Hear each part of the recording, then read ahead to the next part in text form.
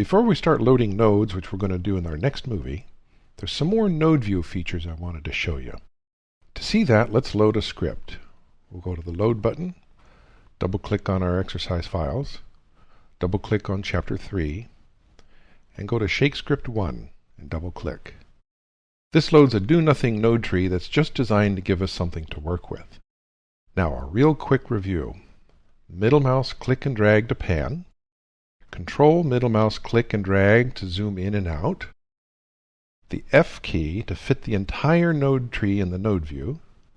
On the 10 keypad, the plus key to zoom in and the minus key to zoom out. Then the home key to center the node view and set the scale factor to 1:1. Now, one important thing I wanted to show you about the fit. Remember, if we hit the F key, that fits the entire flow graph into the viewer. However, if you've got a few nodes selected like this, now the F key will fit that selection of nodes in the viewer. So the behavior changes if you've got some nodes selected.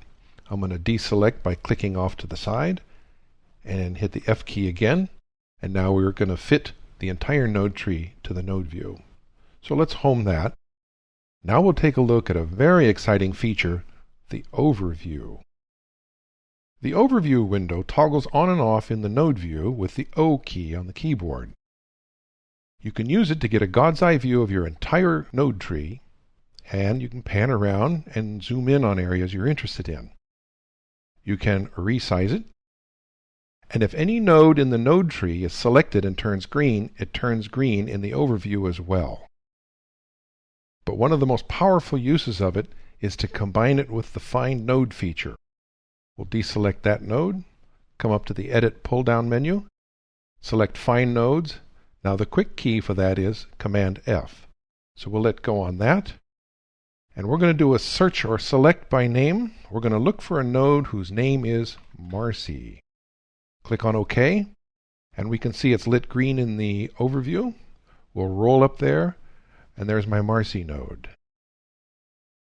When you search by name, you're getting the name that's in this field. This is the type of node, and that is the name of the node. Let's try another search.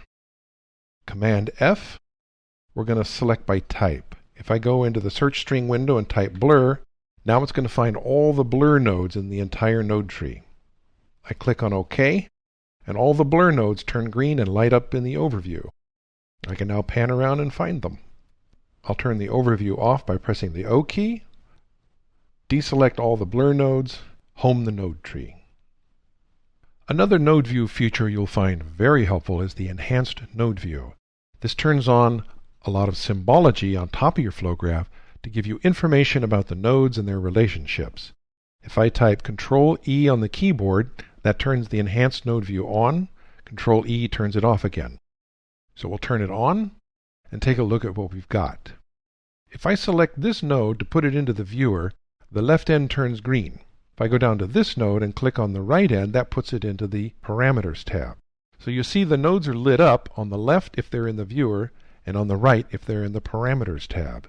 So if you ever wonder which node's in the viewer, just turn on the Enhanced View and look for those left glowing nodes. The blue glow up here is what Shake calls a time dependency glow. That indicates a node that has animation in it.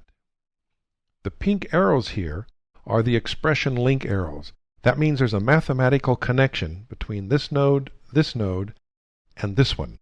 This is the master node, and you can tell that because the arrows point in this direction. So something inside this node is passing information down to those. These are the slaves of this node. The green lines are the concatenation lines. They tell you that those nodes are going to concatenate together at render time. There's also symbology that tells you the bit depth of the images. We can see that over here. I'll zoom in. For 8-bit images, the noodles are a simple dotted line. For 16-bit images, they're a dashed line. And for floating point, they're solid. We also have symbology for how many channels are in an image. A 4-channel image is white, 3-channel image is yellow, 2-channel images are gray, and 1-channel images are black. Okay, we'll home this. Now we'll take a look at the settings for the Enhanced Node View in the Globals tab. If we come down and click on the Globals tab, we can scroll down till we see the Enhanced Node View feature. This button here is another way to turn it on and off. We can unfold that by clicking on the plus sign, scroll down, and here is all the symbology. You have 3 options for each one. When set to Enhanced, it only comes on when you turn on the Enhanced View. Set to Off, it's always off. Set to On, it's always on. One useful setting is to leave the active glows always on. That way, if you ever wonder which node is in the viewer, all you have to do is look for the green glow at the left edge of a node. You do not have to turn on the Enhanced View. So in this movie, we got to see 2 important node view features. The first is the Overview window, which gives us a God's eye view of the entire node tree, and the other is the Enhanced Node View, which adds symbology to the node tree so we can see information about the nodes and their relationships to each other. All of this helps us to navigate and find our way around what will become very large node trees when working on a large, complex shot.